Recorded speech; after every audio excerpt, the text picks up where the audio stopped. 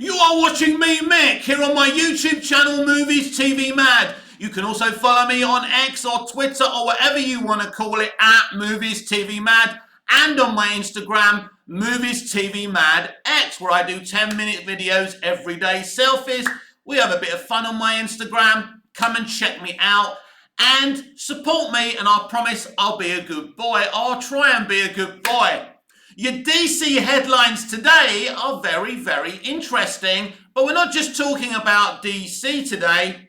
We're talking about Zack Snyder's Rebel Moon, and the figures have been released. Now, back in the early days of Netflix, they used to hide figures. They didn't like the journalists and the broadsheets making something of their views, and they wanted the work to do the talking. But now they do release figures. And Zack Snyder's Rebel Moon is an official global hit for Netflix, basically getting around just under 24 million views in its opening 4 days. Now, if you're wondering if that's great or good, that is very, very good. Haters will say, well, a lot of stuff that, has kind of opening 3 or 4 day numbers on Netflix can be around 40, 45 million. Doesn't matter. This is huge. Would you like to know what Netflix think of Zack Snyder? Well, on their social media bio, it says, all hail Zack Snyder. So I think we all know where Scott Stuber and Netflix stand on Zack Snyder. As you know, I'm a huge Zack Snyder fan. I love that he's an unconventional director and makes unconventional films, because guess what? I don't believe all films should have blonde hair and blue eyes. I think that everyone should make films in their way. And in art, we should have variety. And in Zack Snyder, we have a director that does things his way. And unfortunately, some people believe that Zack Snyder should make films like everybody else with bad gags and bright colours. Zack Snyder loves your hatred. He doesn't care that the reviews were shit. He doesn't care what you think of him, because the hate watching and the bad reviews have clearly created intrigue for Rebel Moon and have created these near 24 million views. It's very good news for Zack Snyder and his fans. I'm not a here for Zack person. I'm not a cultist, but I love Zack Snyder. Zack Snyder isn't the first unconventional director we've ever had. Quentin Tarantino, Martin Scorsese, I can go on. But when I was growing up and I was a young adult, unconventional directors were celebrated like Quentin Tarantino and Martin Scorsese. Today, people like Zack Snyder, an unconventional director, is treated like some kind of problem. And I will never understand that. But I think it's the era we're in. It's very, very interesting, in fact, because David Ayer has been saying some interesting things over on X, and I did take David to task on something he did say. I love David Ayer. I like the way he makes films. I want to see the Ayer cut, but he has a film coming out, I think, on Netflix or wherever, and he's trying to create some buzz, and he was talking about a time where audiences didn't celebrate failure, that there wasn't this toxicity in fandoms.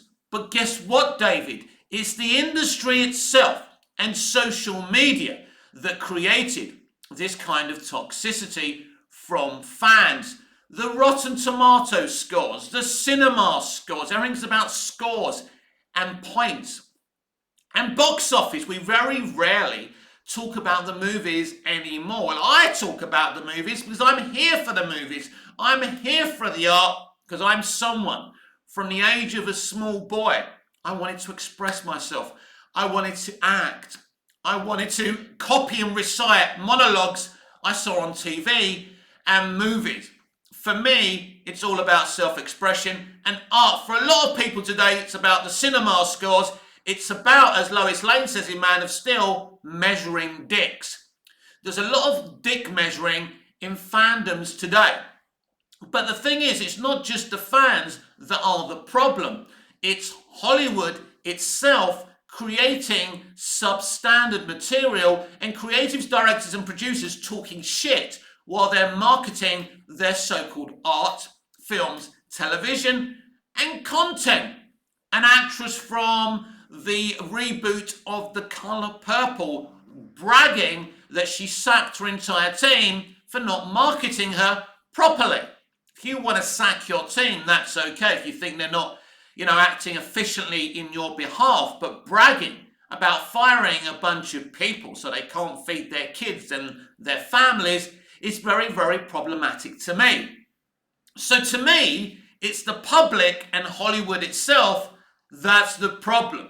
Some of the hate watching we've seen from the fandom menace towards Zack Snyder's Rebel Moon was disgusting. Let me give you a great example. When they were making fun of the bit when the spaceship goes into kind of the time portal and they call it a space vagina. Why are the fandom menace so hateful of Zack Snyder's Rebel Moon? Well, they've wrapped it in creativity or lack thereof, or the kind of creativity that they don't like.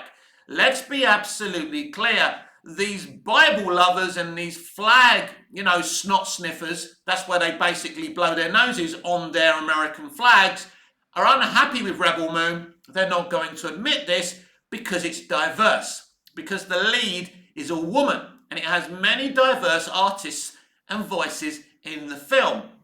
This is the real reason that the fandom menace are unhappy with Rebel Moon, but they're never going to admit that. Cali critics who forget to take away the white powder from their noses before they do their weird, angry little reviews on Rebel Moon.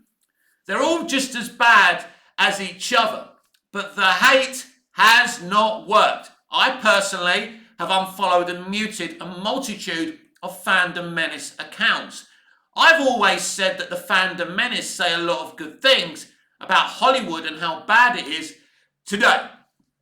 But they're also right-wing Republicans. It's okay to be a right-wing Republican. I'm not a right-wing Republican. I'm not a conservative voter.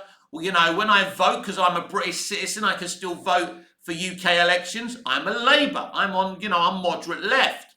I don't care what your politics are, but I've never agreed with the fandom menace's politics, but I've kind of supported a lot of their content because I agree and like with a lot of the things that they say about entertainment today.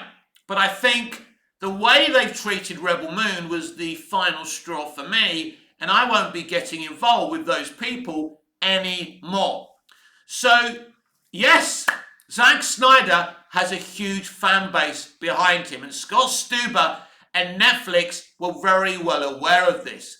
It was a very clever move to bring Zack Snyder over to Netflix, a creative that has a huge fandom supporting him. Zack himself in a video thanking his fans. He's been held up by his fans for a very long time. It's a very passionate fan base. Some people may call it toxic. I'd rather call it passionate. But Zack Snyder has cooked with Rebel Moon. I loved the condensed cut. I'm looking forward to the director's cuts. I'm looking forward to the sequel. I think it's a very, very good movie and take on an adult space opera. And, people accusing him of ripping off Star Wars and other genres. There's not one original works in Hollywood. Everyone takes influence from something. It's not just film and television. It's the songs that you like. They take, influence from other music and art. Painters take influence from other painters. There's no such thing as original art. But people are accusing Zack Snyder of ripping off Star Wars. Guess what? We all know that Rebel Moon was a pitch for a Star Wars television series that was rejected by Lucasfilm. There's that kind of cantina sequence in Rebel Moon, reminiscence of what happens in Star Wars A New Hope. But it has its differences. It's just taking inspiration from.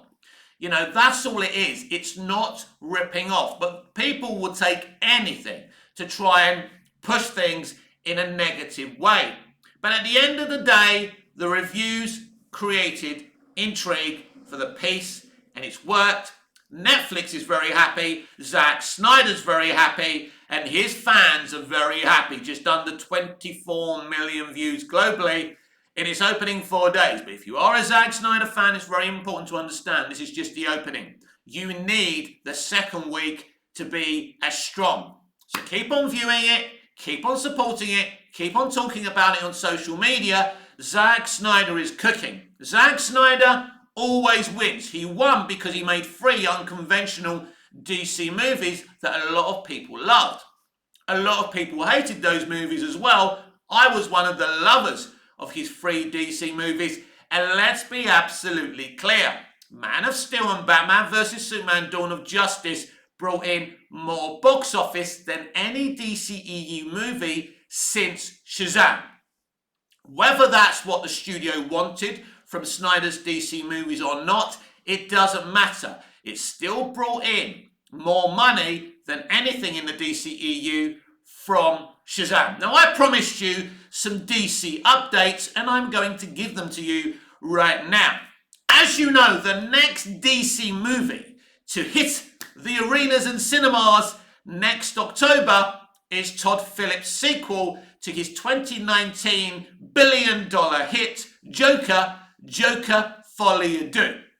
Todd Phillips was a man with a vision. He wanted to create a DC Black Label live-action universe. He wanted to give original takes on villain stories. He started off with the Joker. Joker Folly Do is the next villain story, as I told you from the moment the Joker sequel was actually greenlit.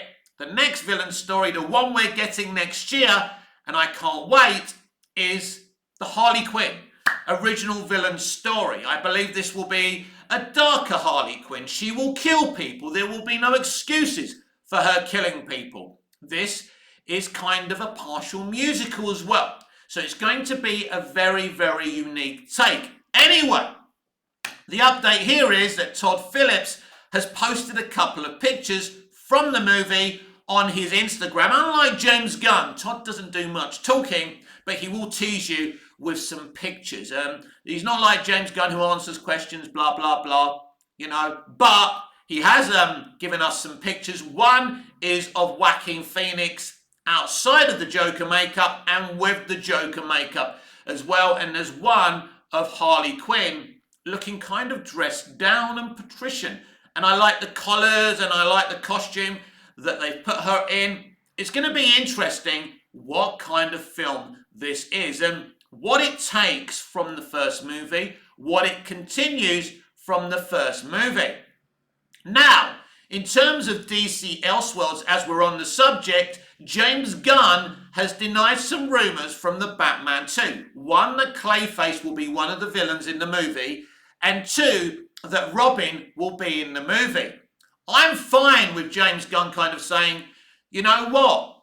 This isn't happening. This is, when it comes to his Superman legacy in his DC universe, I don't feel it's James's place to talk about Joker Folly Do, the Batman 2, or the Penguin. I think that's down to Todd Phillips and Matt Reeves. And if Matt Reeves and Todd Phillips don't care, and they don't care enough to respond to these fake rumours, there's a lot of shit that comes from DCEU leaks. And, there's a DCEU account that basically reiterates a lot of the stuff that James Gunn says. Pretty much, they're James Gunn shills. But does James Gunn want Joker Folly Do and the Batman 2 and Penguin to be successful? No, he doesn't. We've had this discussion about this year's DCEU movies. He did everything in his power to make sure those movies failed by talking about what he was doing. He gave notes to some of those directors, like on The Flash and Aquaman and the Lost Kingdom. The stuff that he gave them made the movies worse. I saw Aquaman and the Lost Kingdom in a test screening, and it's much different to the movie that you're seeing right now. What's interesting about the Aquaman and the Lost Kingdom box office, not doing too great in America. a $40 million opening 3 or 4 days, but globally, and this is what they're not talking about, actually globally, Aquaman and the Lost Kingdom is doing a lot better. We will get to a review of that movie as soon as things settle down, because with the DCEU now finishing, I'm focusing on Joker Folie à Deux, the Batman 2, Penguin, and James Gunn's DC Universe, predominantly Superman Legacy. There is a little update for Superman Legacy. James was asked if we'll see the costume or see David Corenswet in the costume before production starts in March. He said, no can do. So it sounds like that's not going to happen. But when will he decide to reveal the costume? Could it be prior to the release of Joker, just to take the hype away from Joker? But Mick, why would he want DC movies to fail? Because James Gunn has an ego and he's under considerable pressure. All James Gunn wants to hear is that James Gunn's Superman Legacy and DC Universe have saved DC. And basically, Joker Folie à Deux was something that was there before he turned up. The Batman 2 was there before he turned up. The Penguin series was there before he turned up. For him, there are obstacles to what he's attempting to do. Because let me paint you this scenario. When Joker Folie à Deux makes around $1 billion and is nominated for a multitude of Oscars, which I believe will be for Best Actress for Lady Gaga. Credit to Bradley Cooper, who's producing again the Joker sequel, Joker Folie à Deux, like he did the 2019 movie, for bringing her along. They're mates. He's where the connection is. He's the reason we got Lady Gaga in Joker Folie à Deux playing Harley Quinn. Because Lady Gaga isn't just a great singer-songwriter. If you've seen her movies thus far, she's very good. So I'm very excited that partially we've got this unique musical coming in 2024. This is the huge movie. This is the DC movie I'm thinking about right now. I'm not really thinking about Superman Legacy that much, even though Superman is my character. And I'm intrigued and excited for what James Gunn's going to do. But I genuinely believe that Joker Folie à Deux and the Batman 2 will make more money than Superman Legacy. Is that something I want to see? Look, I don't want any Superman film to fail. Especially at my age of 51, I may never see Superman on the screen again in my lifetime if this Superman film fails. I don't want DC to fail at all. But I'm talking in reality. I'm talking in the real world. People want to see works, whether it's CBMs or movies in general, from directors with a vision. Not people who want to create money for studios and create cinematic universes because apparently they bring in money. The only cinematic universe to bring in any money in the past few years is the Marvel Cinematic Universe. Now that's not happening anymore. Humpty Dumpty had a great fall. All the King's Horses and all the King's Men couldn't put Humpty back together again. It's a bit like Zack Snyder's DCEU. We've spoken about that earlier. How his movies made more money or brought in more box office. Not necessarily, I don't think Zack's movies had a huge profitability, but they brought in higher box offices than any DCEU movie since Shazam. That's a factual statement. Also, James Gunn hasn't made a successful DC movie. Peacemaker was very, very successful. I don't mind The Suicide Squad movie. It's not a bad movie by any stretch of the imagination, but it was not successful. Whatever the parameters or the reasons why, it wasn't successful. He's yet to make a successful DC movie. And making a Superman movie and launching it as a brand new universe puts a lot of pressure on Gunn. So I don't believe he wants other movies in DC to make money. And I certainly don't like how he's hijacking the narrative around Joker Folie à Deux and especially Matt Reeves' The Batman 2. And he's talking about those films. You're going to say, well, Mick, it's under the umbrella of DC Studios. He is the co-CEO of DC Studios. He is Todd Phillips' boss and he is Matt Reeves' boss. But he's not. He isn't. Matt Reeves and Todd Phillips, no matter what James says publicly, are not answerable to James Gunn. The only person that those guys are answerable to is David Zaslav. Let's not forget that Todd Phillips, the co-writer and director of both of these Joker movies, was offered the CEO job in its entirety for DC Studios before James Gunn was offered it. How do you think that sits with James Gunn? Think about it, right? This guy who cooked with Joker, who's going to cook, there's no doubt that Joker Folie à Deux is going to cook, in my opinion. He was offered the job that James Gunn now sits in. And Todd Phillips very wisely said, no, I don't want to be CEO of a studio that wants to make a cinematic universe in films, television, streaming and gaming. I'm an artist.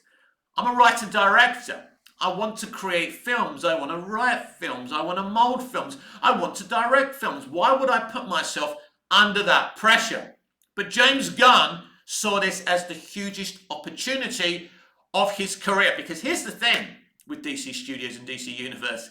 It could succeed, but if it fails, what does that do to James Gunn's career as a director? If Superman Legacy fails, where does he go? What's he do? Who's going to touch him with a barge pole? Because there's been some questionable decisions already from James Gunn. There's the removal of Henry Cavill as Superman. He denies that he fired him because he didn't have a contract. Well, if you didn't fire him and you didn't decide to bring in another Superman, he would be your Superman and he would be fired. Now, I understand someone coming in and wanting his own man as Superman and his own actors, but he's still using, apparently, some of the actors from the old DCEU. We don't know how that's going to work out. Well, John Cena is still Peacemaker, but he created the Peacemaker. He didn't create the Peacemaker character, but he adapted him and cast John Cena. It's understandable he wants to keep Cena. And, there would be no point in recasting Cena. And he wants to continue with Peacemaker. So he's the boss. He's allowed to do that. But in terms of Todd Phillips and Matt Reeves, he has no authority over them or what they do in their films. Now, he's painted a very different picture as he keeps on answering questions from fans, mainly on Instagram threads. He doesn't really do much, as we've discussed before, on Twitter because he gets too much abuse. But here's the thing. He's tried to give the impression that, it's all part of DC Studios. And he's also been asked if there'll be a DC Elseworlds logo for Joker. And he said, no logos come in until Superman Legacy or Creature Commandos, whatever he said. Again, that tells you a story. If we have a DC Elseworlds, why do we have to wait for James movies to begin for DC Elseworlds, for the Joker movie, to have a DC Elseworlds logo? Because he's hoping Joker Folie à Deux will be the last. He won't. Right, let's just give him the benefit of the doubt, that he does want Joker Folie à Deux and the Batman 2 to be successful. He doesn't want a Joker 3. He don't want the next Todd Phillips Black Label villain story. And this is going to be the problem. Because this is an awkward situation, everyone. And again, I'm pre-warning of something and nobody believes me as usual. And I am right. Maybe for once you should believe me. You should give me the benefit of the doubt. Maybe you should, take advantage of my experience in this industry. But you won't, because you'll just look at my figures, my followers, my views and my likes. And that's the world we live in, unfortunately. But when Joker Folie à Deux is nominated for a multitude of actors, Oscars should I say, and, is critically acclaimed and gets top reviews and all of that and makes a lot of money, that's not a good thing for James Gunn because it puts more pressure on his universe and his Superman movie. If Joker Folie à Deux makes $1 billion or maybe more, who knows? This is a film that audiences are anticipating. And as much as I love Superman and I want Superman to cook under James Gunn, there's no question. More people have more anticipation for Joker follow-you-do than they do for Superman Legacy, Batman, Brave and the Bold. The only people are James Gunn shills.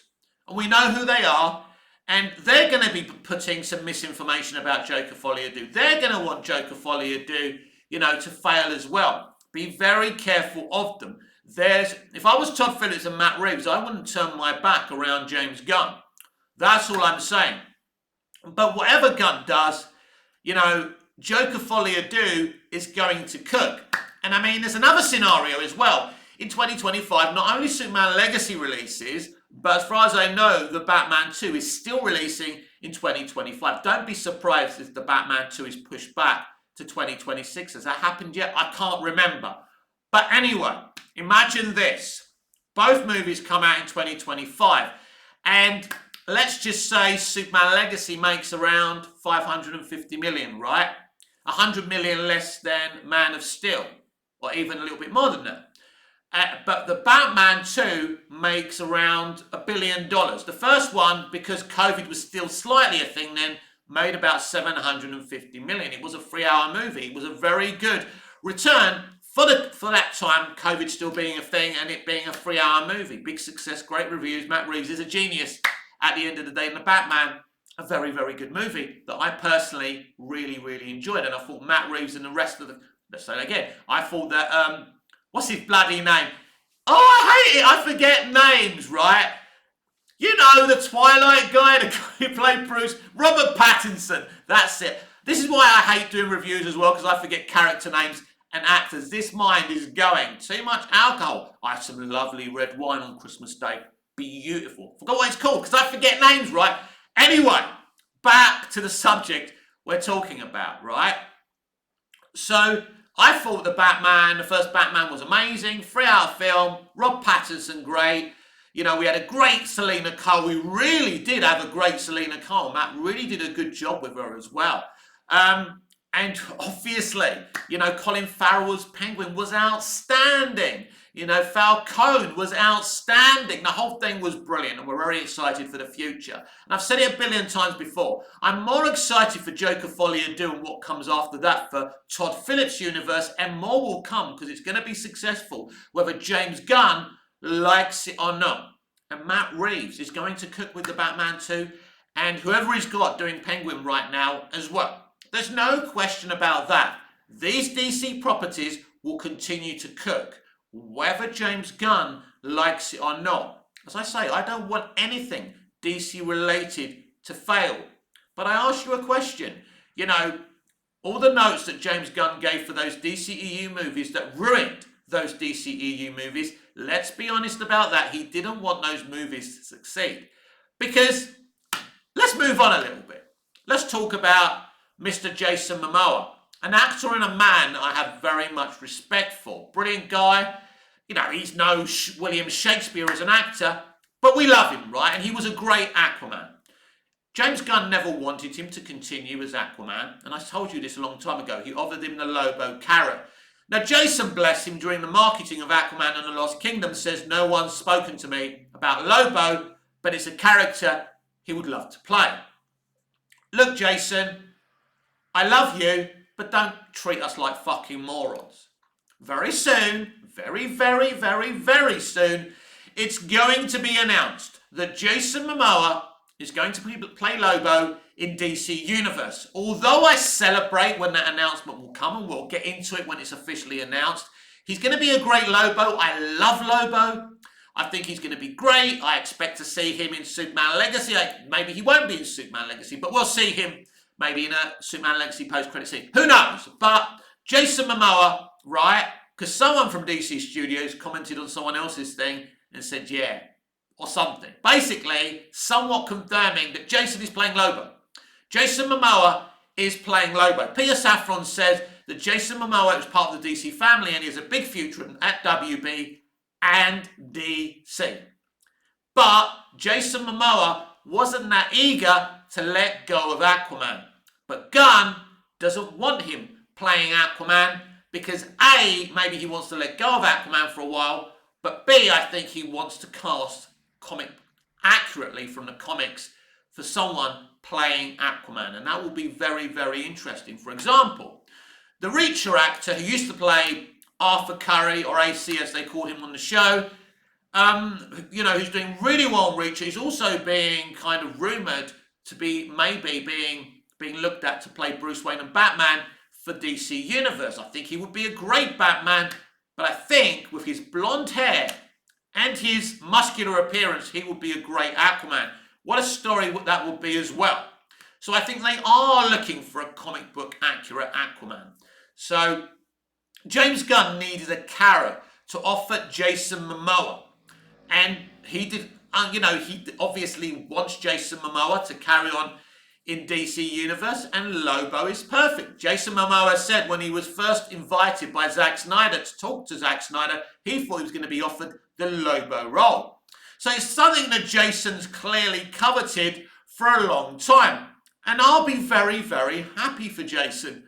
But the thing is, for me, it's the worst kept secret, because Gunn's been teasing this forever and Momoa's been teasing this forever. They're kind of trying to respect James Wan's Aquaman and the Lost Kingdom, let it have its run, then announce it. But there's no point. The film isn't going to bring in the money it needs to do a sequel. And as I said a few weeks ago when we were covering Aquaman and the Lost Kingdom, I said, for example, if it made $1 billion, which is not going to happen, obviously, that would be uncomfortable for James Gunn, because he doesn't want that movie to continue, and it'd probably have to be an Elseworlds movie. It just wouldn't make sense, would it? It's not going to happen now, because the movie is probably not even going to get to 500 million, but it would have been very uncomfortable for James Gunn, just like the Batman, Matt Reeves' The Batman 2 and Todd Phillips' Joker Folie do succeeding. Very uncomfortable for James Gunn, but he's got a problem with those movies coming up, because they're going to be successful. There's no question about it. This brings me to my final brief point. That's why there's so many uncomfortable situations with DC still to come. I understand why David Zaslav wants a DC universe with films, TV, streaming, and gaming. And it could potentially, if done properly, bring in money and upscale the business that hasn't been upscaled at Warner Brothers for a very long time, or maybe ever. So I understand why a CEO of a company would want to do this, but I think it's too little too late. And I believe what Todd Phillips and Matt Reeves are doing is a better way to be presenting DC movies going forward.